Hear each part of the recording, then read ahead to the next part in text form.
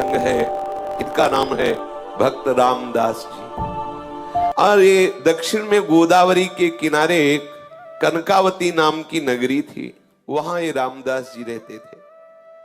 ये चतुर्वर्ण के कुल के थे और ये अपने कुल परंपरा के अनुसार जो गृहस्थी की सेवा है वही सेवा करते थे। अत्यंत दैन्य और अत्यंत गरीब, सीधे पूरे शरीर में ठीक से पहनने के लिए वस्त्र भी नहीं थे, खाने के लिए कोई ऐसी व्यवस्था नहीं थी। अगर आज वो सेवा ना करें जो उनके कुल की है तो दूसरे दिन उनके यहाँ रसोई नहीं जलेगी, ऐसी कोई अन्न की भी व्यवस्था नहीं थी। रोज का रोज कमाना और अपने परिवार का भरण पोषण करना, आए हुए अतिथि की सेवा करना, और सत्संग से बड़ा प्यार था उनको। ये दंपति एकमात्र केवल भगवद आश्रित, कोई संपत्ति नहीं, किसी भी तरह का किसी से कोई व्यवहार नहीं, क्योंकि व्यवहार लोग धनी मानी से करते हैं, गरीब अकिंचन से नहीं करते हैं। इनके एक लड़का था और ये सदैव अपने कुल की जो सेवा है वो जूता गांठने की, वो बीच बाजार में जाके बैठते, किसी के फटे पुराने जो पादुका है उसको सिलते, या कहीं ऐसा संयोग बन जाता तो नई पादुका बना के बेचते, जो उससे मिलता उससे अपने परिवार का पोषण करते और सत्संग जाते।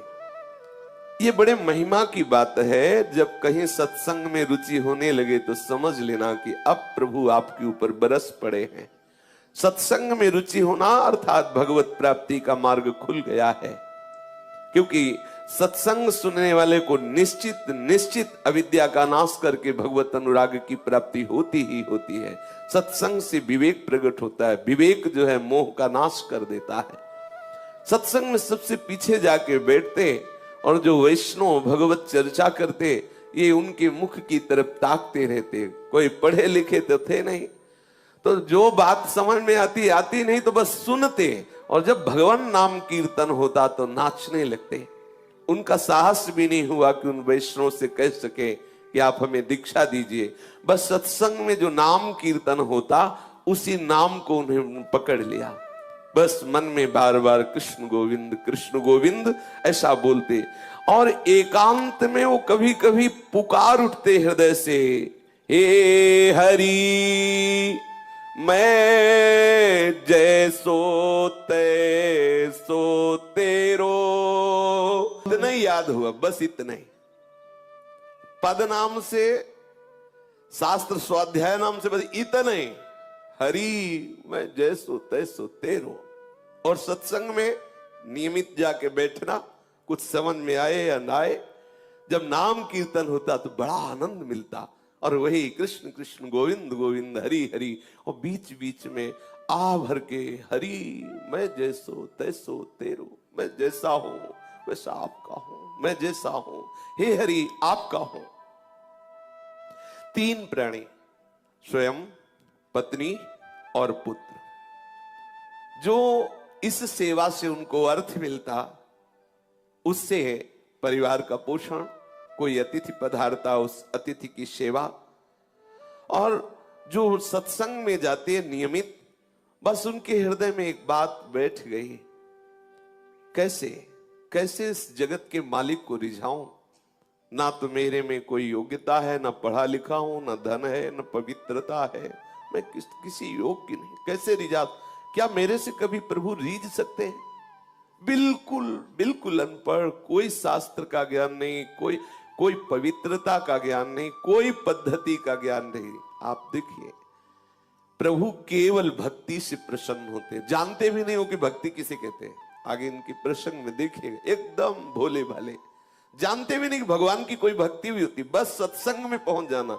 जैसे सत्संग हो रहा है, पहली बार गए, बैठ गए, अच्छा लगा, क्योंकि सत्संग का एक जो वातावरण होता है, कोई कितना भी अज्ञानी विषय जीव हो, उसके हृदय को परम शांति शीतलता, तभी नींद आ जाती है अगर वो किसी को नींद ना आती हो तो सत्संग में बैठ जाओ, इंद्रियों को विश्राम मिलता है। भले वो सोच समझ ना हो तो भी उसको विश्राम मिल जाएगा, वो नींद में चला जाएगा। अगर वो सतोगुणी है, भगवत भक्त है, तो भाव में चला जाएगा, और अगर उसकी पहुंच नहीं हुई भाव में तो वो विश्राम को प्राप्त होता है। समस्त इंद्रियां सुखद अनुभव करने लगती हैं, धीरे धीरे विवेक बढ़ता है। अब वो बीच बीच में जैसे जूता गांठ रहे तो बीच बीच में एकदम रुक जाते और पुकार उठते, हरि मैं जैसो तैसो तेरो, हरि मैं जैसो तैसो तेरो। कैसी बढ़िया बात, इससे बढ़कर कोई बात ही नहीं, कोई बात ही नहीं। मैं जैसा हूं आपका हो हरि, मैं आपका हूं जैसा। बस बार बार कृष्ण गोविंद कृष्ण गोविंद कृष्ण गोविंद, बीच बीच में आह भर कर हरि मैं जैसा हूं आपका हूं, हरि मैं जैसो तैसो तेरो। ये बात उनको इतनी प्यारी लगी, हरि मैं जैसो तैसो तेरो। अब ये इसी को गुनगुनाते, सदैव इसी को गुनगुनाने लगे, हरि मैं जैसो तैसो तेरो। निरंतर इस पंक्ति को गुनगुनाना और वो अपने कार्य को करना। उनके हृदय में इस पंक्ति का मर्म उतरा। जो हम बोलते हैं, जो हम सुनते हैं, वही मनन होता है। जो मनन होता है वही हमारे अनुभव का विषय बन जाता है। जैसे हम विषय वार्ता सुने, विषय वार्ता बोले, विषय चिंतन करें तो हम विषयी हो जाते हैं, कामी हो जाते हैं। यदि हम नाम कीर्तन सुने, गुण कीर्तन सुने, उसी का गायन करें, उसी का चिंतन करें तो हम भक्त हो जाते हैं, हम भगवत प्रेमी हो जाते हैं। तो वो बार बार इसी का गान करते हुए, इसी का चिंतन करते हुए इसके मर्म को प्राप्त हो गया। मर्म को प्राप्त होने का मतलब भगवत संबंध हृदय में आ गया। मैं हरि का हूं, हरि मैं जैसो तैसो तेरो। ये पंक्ति गुनगुनाना सचमुच चमत्कार हो गया। उसके मन की स्थिति का परिवर्तन इस सूत्र ने कर दिया, हरि मैं जैसो तैसो तेरो। प्रभु तो भाव के भूखे हैं, वे श्रद्धा रहित, प्रेम रहित, अपनापन रहित, कोई वेद मंत्रों का कितना भी उच्चारण करे, कितना भी पाठ करे तो उसका पुण्य होगा, भगवान थोड़ी प्रसन्न हो जाएंगे। प्रभु तो केवल केवल भाव, आपके आंतरिक भाव को स्वीकार करते हैं। रामदास जी का एक विशुद्ध सरल भाव, हरि मैं जैसो तैसो तेरो। कभी कभी वो आंसू बहाते हुए ये गान करने लगते, हरि मैं जैसो तैसो तेरो। अब एक दिन की बात कि एक चोर मंडली किसी धनी मानी भक्त के घर में गई, जो गृहस्थ भक्त होते हैं, खूब धन संपदा थी। तो उनके यहां शालीग्राम भगवान सिंहासन में थे, और सिंहासन स्वर्ण का था, छत्र भी स्वर्ण का। तो चोरों ने सब कुछ चुराया, सिंहासन छत्र सहित तो शालीग्राम भी चुरा लिए। तो सिंहासन और छत्र तो बेचने के काम में आ गया, शालीग्राम भगवान उनके किस काम के। तो उसने स्वाभाविक, जिसके बट में पड़े थे सिंहासन और छत्र, और भी सब सामग्रियां थी जो आपस में बांट ली थी। उस चोर ने विचार किया कि ये पत्थर हमारे किस काम में आएगा। तो जा रहा था तो देखा बाजार में वो जूता गांठ रहे थे रामदास जी। भाव में बार बार ऐसे गांठते गांठते रुक जाते और हे हरि मैं जैसो तैसो तेरो। कैसी रसमयी स्थिति, आहा। अब वो चोर विचार किया कि वो जैसे जूता गांठने में कुछ ज्यादा हो जाए, धागा या चमड़ा, तो उसे काटने के लिए उनके पास जो औजार होते हैं उनको पत्थर से घसते हैं। तो उसने विचार किया कि पत्थर ये मेरे काम में तो आने वाला नहीं, क्योंकि उसके अंदर कोई भाव ही नहीं था कि भगवान है। तो उसने रामदास जी से कहा कि सुनो, हमें अगर तुम जूता दे दो तो तुम्हारे घसने के लिए हमारे पास एक बहुत चिकना पत्थर है, हम दे दें। तो रामदास जी ने जो नए जूते बनाए थे वो उसे दे दिए, बिल्कुल सरल स्वभाव के भोले भाले भक्त। और वो शालीग्राम भगवान उनको दे दिए, और ये कह के दिया कि पत्थर तुम्हारे घिसने के काम में आएगा। अब वो देखा तो कि ये चिकने हैं, पर जब उसमें अपना वो औजार घसा तो और बढ़िया धार निकली उसकी। उसको लगा चलो जूते के बदले में अच्छा पत्थर मिल गया, बढ़िया है। अब वो उसमें घिसता और कभी कभी आंसू बहाते हुए, हे हरि मैं जैसो तैसो तेरो। देखो सूक्ष्मता की बात है, उसके आंसू गिरते शालिग्राम में। अब जब जोर से घसना होता तो हाथ में रख के थोड़ी घसते बनता है, फिर वो कुछ और मुद्रा होती है। इसमें स्पष्ट लिखा हुआ है वो मुद्रा।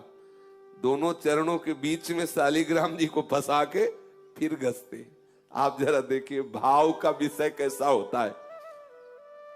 अब वो हृदय में बड़ा आनंद मिलता, क्योंकि भगवान चक्र चिन्ह से चिन्हित शालिग्राम भगवान को इससे कोई मतलब नहीं है। ये तो क्या कर रहे हैं, बड़े बड़े रिझवार, बड़े लीला बिहारी हैं। अब चोर के द्वारा दिए हुए शालिग्राम का यहां ये प्रयोग हो रहा है।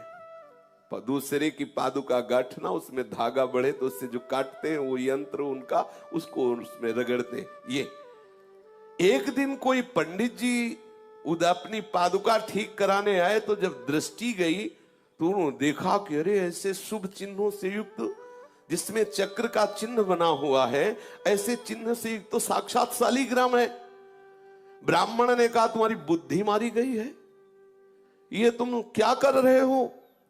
तो उन्होंने कहा अपने पत्थर से अपने औजार की धार निकाल ले। ब्राह्मण समझ गया मूढ़ आदमी, इससे क्या बात करे।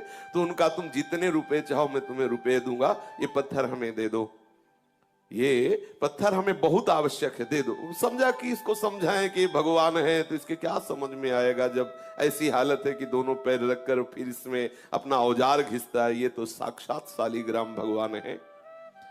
ब्राह्मण ने सोचा कि जैसे बंदर को हीरा मिल जाए तो क्या जाने, ऐसे क्या जाने बेचारा। उन्होंने कहा कि तुम जितना रुपया चाहो मैं तुम्हें दे सकता हूं, तो ये हमें पत्थर तुम दे दो। मुझे अच्छा लगा, ये पत्थर मुझे दे दो, इसलिए मैं ले रहा हूं। अब उसने कहा कि मेरे तो बहुत काम में आए हैं ये पत्थर, लेकिन तुम्हारी इच्छा है तो मैंने ना पैसे दे के लिए हैं और ना तुमसे पैसे लेना है, आप ले जाओ, कोई बात नहीं है। ब्राह्मण ये सुन करके आनंदित हुआ और उसने वो शालिग्राम भगवान ले लिए। ब्राह्मण से कहा कि जो मैं मेहनत करता हूं जूता गांठ करके, उससे जो मिलता है मेरे परिवार का, उससे भरण पोषण होता है, मुझे इस पत्थर के बदले में कोई धन नहीं चाहिए, ले जाओ। कोई मुझे हवेली नहीं बनवानी, कोई मुझे सुख पूर्वक नहीं रहना, क्योंकि अगर सुख पूर्वक रहूंगा तो मैं भूल जाऊंगा प्रभु को। इसीलिए मैं जानबूझ करके उतना ही कमाता हूं जितने से रोज उधर भर जाए। इतना कह करके रामदास जी ने वो पत्थर दे दिया जो शालिग्राम भगवान है। पंडित जी ने देखा दुर्लभ सद्गुणों से युक्त तो शालिग्राम, बड़े आनंदित हुए, घर में आए, सुंदर जल से दुग्ध से अभिषेक कराया, सुंदर सिंहासन में विराजमान किया, षोडशोपचार मंत्रों से पूजन किया और